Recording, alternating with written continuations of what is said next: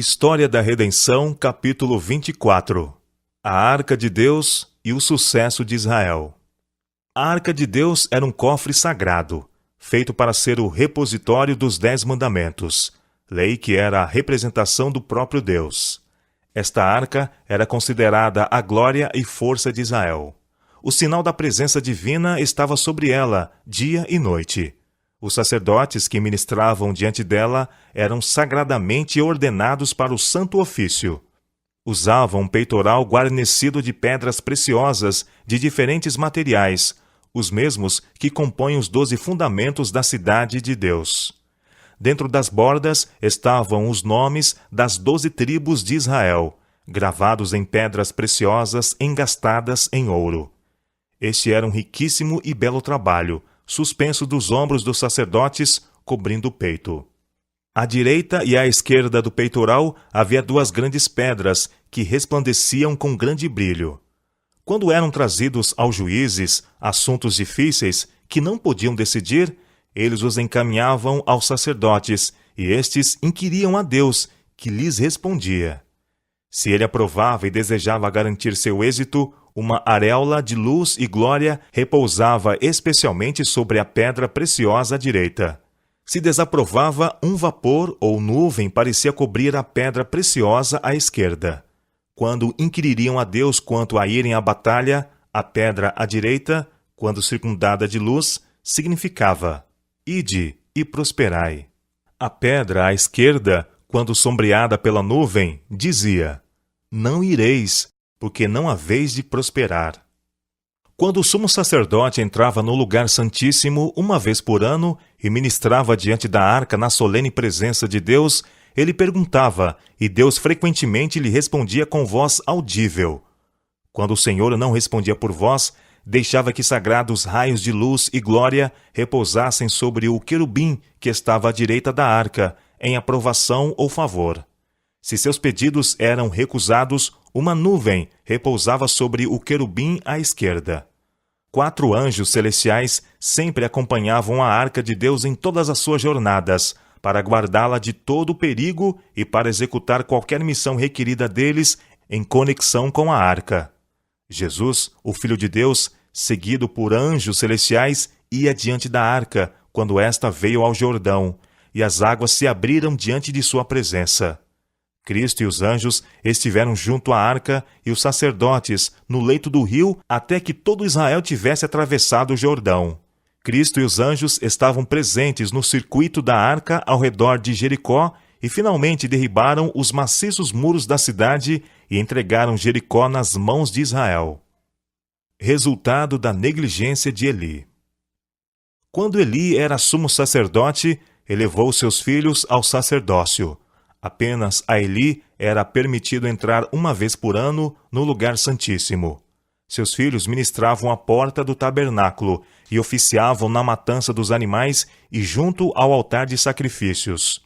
Continuamente abusavam deste ofício sagrado.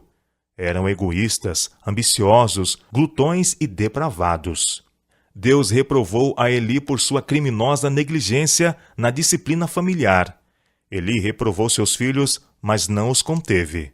Depois que foram colocados no sagrado ofício do sacerdócio, Eli ouviu de sua conduta em defraudar os filhos de Israel de suas ofertas, e soube de suas insolentes transgressões da lei de Deus e de sua conduta violenta, que levava a Israel ao pecado. O Senhor fez saber ao menino Samuel os juízos que traria sobre a casa de Eli por causa de sua negligência. Disse o Senhor a Samuel: eis que vou fazer uma coisa em Israel, a qual todo o que ouvir lhe tinirão ambos os ouvidos. Naquele dia, suscitarei contra Eli tudo quanto tenho falado com respeito à sua casa. Começarei, e o cumprirei. Porque já lhe disse que julgarei a sua casa para sempre, pela iniquidade que ele bem conhecia, porque seus filhos se fizeram execráveis, e ele os não repreendeu. Portanto, jurei à casa de Eli que nunca jamais lhe será expiada a iniquidade, nem com sacrifício, nem com oferta de manjares. As transgressões dos filhos de Eli eram tão ousadas, tão insultantes a um Deus santo, que nenhum sacrifício podia expiar tão obstinada transgressão. Esses sacerdotes pecadores profanaram o sacrifício que tipificava o Filho de Deus, e por sua conduta blasfema pisavam sobre o sangue da expiação, do qual derivava a virtude de todos os sacrifícios. Samuel relatou a Eli as palavras do Senhor e disse Eli: É o Senhor? Faça o que bem lhe aprouver. Eli sabia que Deus havia sido desonrado e compreendeu que havia pecado. Aceitou que Deus assim punisse a sua pecaminosa negligência. A palavra do Senhor a Samuel, Eli a fez saber a todo Israel. Fazendo isso, pensava corrigir em parte sua passada negligência pecaminosa. O mal pronunciado sobre Eli não devia demorar. Os israelitas fizeram guerra com os filisteus e foram vencidos, e 4.000 deles foram mortos. Os hebreus ficaram temerosos.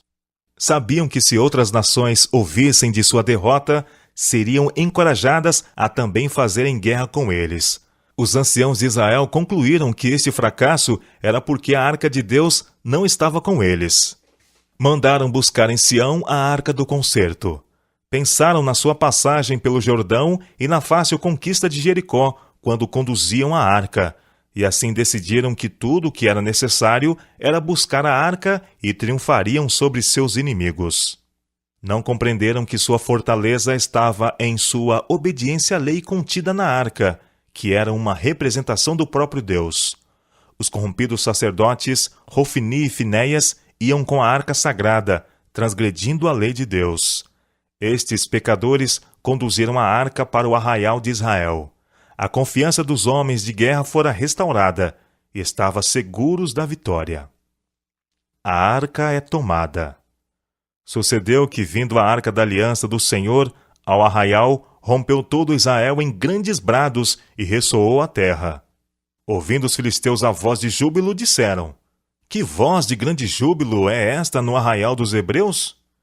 Então souberam que a arca do Senhor era vinda ao arraial, e se atemorizaram os filisteus e disseram: Os deuses vieram ao arraial. E diziam mais: Ai de nós, que tal jamais sucedeu antes! Ai de nós, quem nos livrará da mão destes grandiosos deuses? São os deuses que feriram aos egípcios com toda a sorte de pragas no deserto.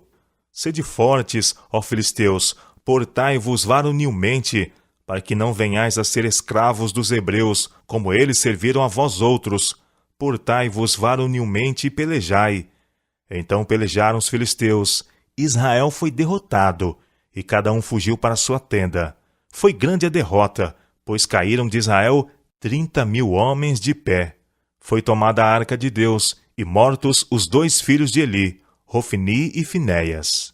Os filisteus pensavam que esta arca era o Deus dos israelitas. Não sabiam que o Deus vivo que criou os céus e a terra e deu sua lei sobre o Sinai mandava prosperidade e adversidade de acordo com a obediência ou transgressão de sua lei, contida na arca sagrada. Houve uma grande matança em Israel. Eli estava assentado ao pé do caminho, vigilante, com coração ansioso de receber notícias do exército. Estava temeroso de que a arca de Deus fosse tomada e poluída pela hoste de filisteus. O mensageiro do exército correu a Silo e informou a Eli que seus 2 filhos tinham sido mortos. Suportou isso com certo grau de calma, pois tinha razões para o esperar. Quando, porém, o mensageiro acrescentou: A arca de Deus foi tomada. Eli cambaleou de angústia sobre sua cadeira, caiu para trás e morreu. Ele partilhou da ira de Deus que viera sobre seus filhos. Era culpado em grande medida de suas transgressões, porque criminosamente negligenciara reprimi-los.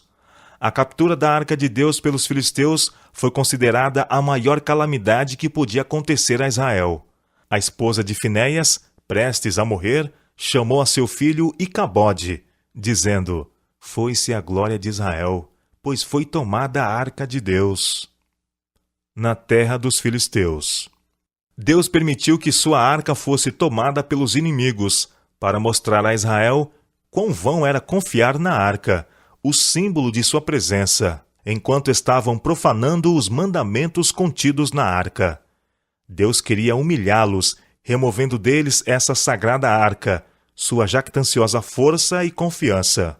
Os filisteus ficaram triunfantes, porque tinham como pensavam o famoso Deus dos israelitas, que havia realizado tantas maravilhas por eles e feito deles um terror para os seus inimigos. Levaram a arca de Deus a Asdod e a colocaram num esplêndido templo, feito em honra ao seu muito popular deus Dagom, depositando-a ao lado do seu Deus.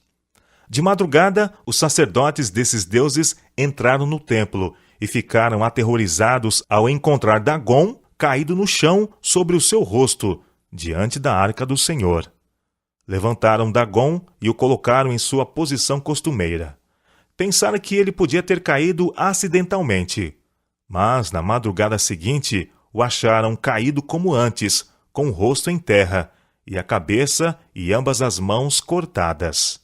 Os anjos de Deus, que sempre acompanhavam a arca, prostraram este ídolo insensível e depois o mutilaram, para mostrar que Deus, o Deus vivo, está acima de todos os deuses e que diante dele todos os deuses pagãos são como nada. Os pagãos possuíam grande reverência por seu deus Dagom, e quando o acharam ruinosamente mutilado e prostrado sobre seu rosto diante da arca de Deus, ficaram tristes e consideraram isso de muito mau agouro aos filisteus. Isso foi interpretado por eles como que os filisteus e todos os seus deuses deviam ser subjugados e destruídos pelos hebreus, e que o Deus dos hebreus seria maior e mais poderoso do que todos os deuses. Removeram a arca de Deus de seu templo idólatra e a colocaram num lugar à parte.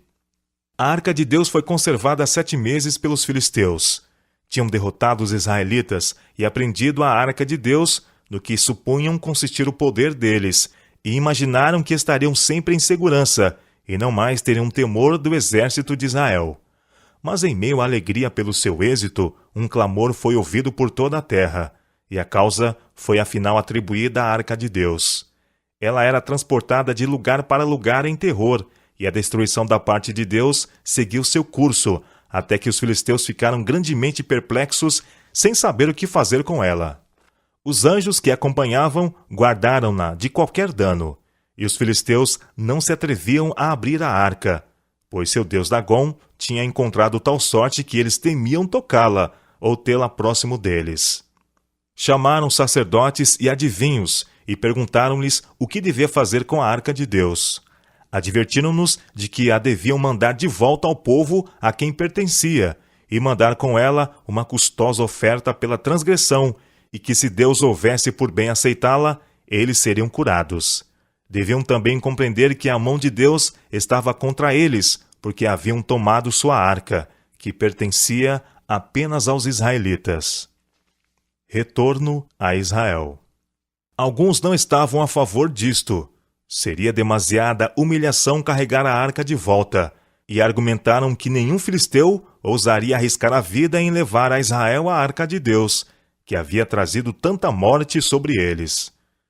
Seus conselheiros aconselharam o povo a não endurecer o coração, como os egípcios e Faraó fizeram, e provocarem ainda mais aflições e pragas sobre si. E como estivessem todos temerosos de tomar a arca de Deus, eles os aconselharam, dizendo: Agora, pois, fazei um carro novo, tomai 2 vacas com crias, sobre as quais não se pôs ainda jugo, e atai-as ao carro, seus bezerros levá-lo-eis para casa. Então tomai a arca do Senhor, e ponde-a sobre o carro, e metei num cofre ao seu lado as figuras de ouro que lhe haveis de entregar como oferta pela culpa, e deixai-a ir. Reparai, se subir pelo caminho rumo do seu território, a Bet-Semes, foi ele que nos fez este grande mal. E se não, saberemos que não foi a sua mão que nos feriu, foi casual o que nos sucedeu. Assim fizeram aqueles homens, e tomaram 2 vacas com crias e as ataram ao carro, e os seus bezerros encerraram em casa. As vacas se encaminharam diretamente para Bet-Semes, e andando e berrando, seguiam sempre por esse mesmo caminho, sem se desviarem nem para a direita e nem para a esquerda. Os filisteus sabiam que as vacas não seriam induzidas a abandonar suas crias, a menos que fossem impelidas por algum poder invisível. As vacas foram diretamente a Bet-Semes, mugindo por suas crias e, contudo, afastando-se delas. Os príncipes dos filisteus seguiram após a arca até o termo de Bet-Semes. Não ousaram confiar a sagrada arca inteiramente às vacas. Temiam que, se algum mal acontecesse a ela, maiores calamidades viriam sobre eles. Não sabiam que anjos de Deus acompanhavam a arca e guiavam as vacas em seu caminho para o lugar ao qual pertencia. A presunção punida. O povo de Bet-Semes estava cegando no campo, e quando viram a arca de Deus sobre um carro, puxado por vacas, grandemente se alegraram. Sabiam que isto era obra de Deus. As vacas puxaram o carro que continha a arca para uma grande pedra, e pararam. Os levitas desceram a arca do Senhor e a oferta dos filisteus, e ofereceram o carro e as vacas que tinham trazido a sagrada arca e a oferta dos filisteus, como um holocausto ao Senhor. Os príncipes dos filisteus voltaram a Ecrom, e a praga cessou. Os homens de Bet-Semes estavam curiosos para saber que grande poder havia na arca, que a levou a operar coisas tão maravilhosas.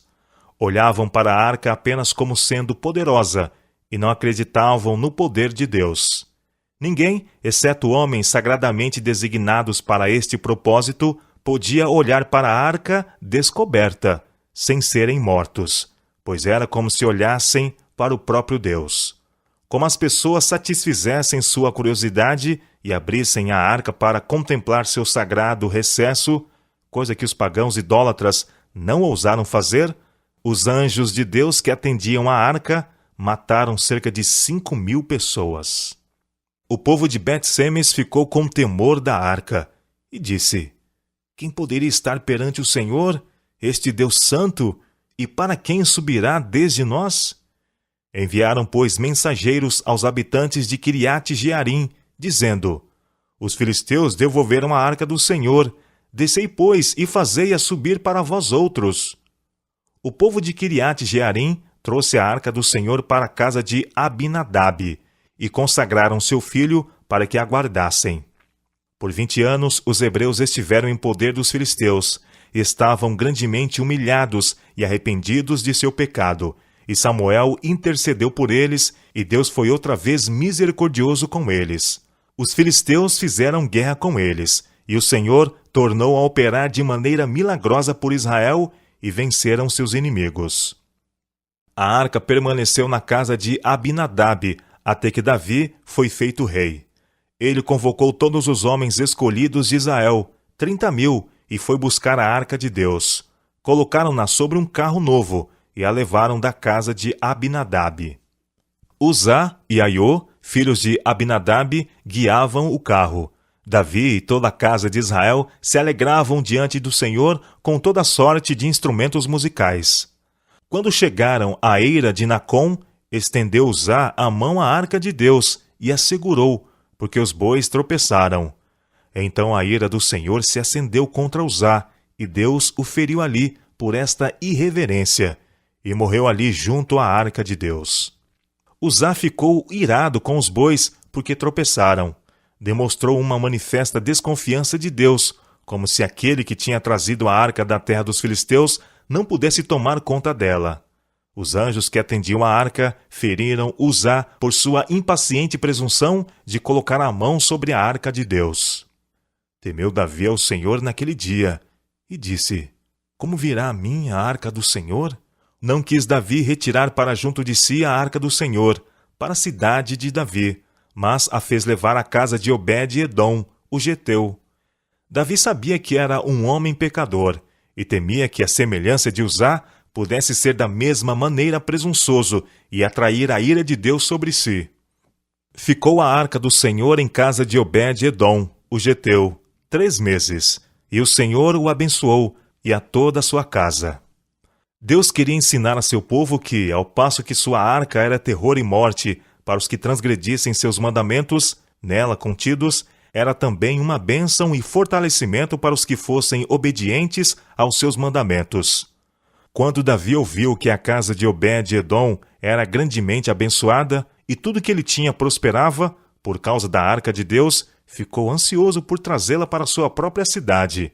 Contudo, antes de Davi aventurar-se a mudar a sagrada arca, santificou-se a Deus e também ordenou que todos os homens principais, de autoridade no reino, deviam guardar-se de todo o negócio secular e de todas as coisas que desviassem sua mente da devoção sagrada. Assim deviam eles santificar-se para o propósito de conduzir a sagrada arca para a cidade de Davi. Foi, pois, Davi, e com alegria fez subir a arca de Deus da casa de Obed-edom, a cidade de Davi. Introduziram a arca do Senhor e puseram-na no seu lugar, na tenda que lhe armara Davi. E este trouxe holocaustos e ofertas pacíficas perante o Senhor. No Templo de Salomão. Depois de Salomão ter terminado a construção do templo, convocou os anciãos de Israel e os mais influentes dentre o povo, para fazer subir a arca do concerto do Senhor da cidade de Davi. Estes homens consagraram-se a Deus e com grande solenidade e reverência acompanharam os sacerdotes que conduziam a arca. Vieram todos os anciãos de Israel e os sacerdotes tomaram a arca do Senhor e a levaram para cima, com a tenda da congregação e também os utensílios sagrados que nela havia.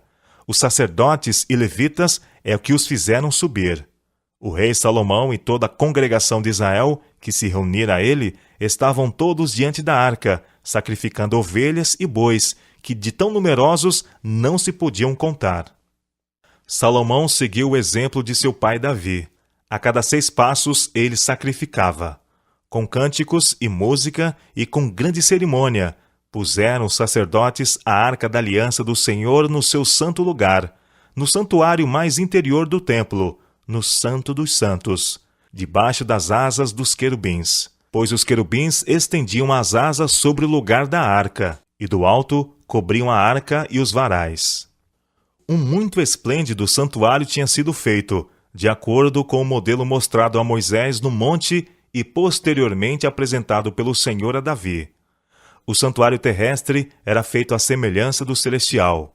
Em adição aos querubins na cobertura da arca, Salomão fez 2 outros anjos de tamanho maior, postados em cada lado da arca, representando os anjos celestiais, sempre guardando a lei de Deus. É impossível descrever a beleza e o esplendor deste tabernáculo. Ali como no tabernáculo do deserto, a sagrada arca foi conduzida em solene e reverente ordem, e colocada no lugar sob as asas dos 2 majestosos querubins em pé sobre o solo. O sagrado coro uniu suas vozes com toda espécie de instrumentos musicais em louvor a Deus. Enquanto as vozes, em harmonia com os instrumentos musicais, ressoavam através do templo e eram levadas pelos ares através de Jerusalém, a nuvem da glória de Deus tomava posse da casa, como outrora havia enchido o tabernáculo. Tendo os sacerdotes saído do santuário, uma nuvem encheu a casa do Senhor, de tal sorte que os sacerdotes não puderam permanecer ali para ministrar por causa da nuvem, porque a glória de Deus enchera a casa do Senhor. O rei Salomão permaneceu sobre uma plataforma de bronze diante do altar e abençoou o povo. Ele então ajoelhou-se e, com as mãos erguidas, pronunciou uma fervorosa e solene oração a Deus, enquanto a congregação estava curvada com seus rostos em terra. Depois de Salomão ter terminado sua oração, um fogo miraculoso veio do céu e consumiu o sacrifício. Por causa dos pecados de Israel, a calamidade que Deus disse que deveria vir sobre o templo, se seu povo se separasse dele, cumprir-se-ia algumas centenas de anos depois de ter sido o templo construído. Deus prometeu a Salomão que se ele permanecesse fiel e seu povo fosse obediente a todos os seus mandamentos, o glorioso templo devia permanecer para sempre em todo o seu esplendor, como uma evidência da prosperidade e das exaltadas bênçãos que repousavam sobre Israel devido à sua obediência. O cativeiro de Israel. Por causa da transgressão de Israel aos mandamentos de Deus e seus atos ímpios, Deus permitiu que eles fossem levados em cativeiro, para humilhá-los e puni-los. Antes do templo ser destruído, Deus fez saber a alguns de seus fiéis servos o destino do templo, que era o orgulho deles, e por eles referido com idolatria, ao mesmo tempo em que estavam pecando contra Deus.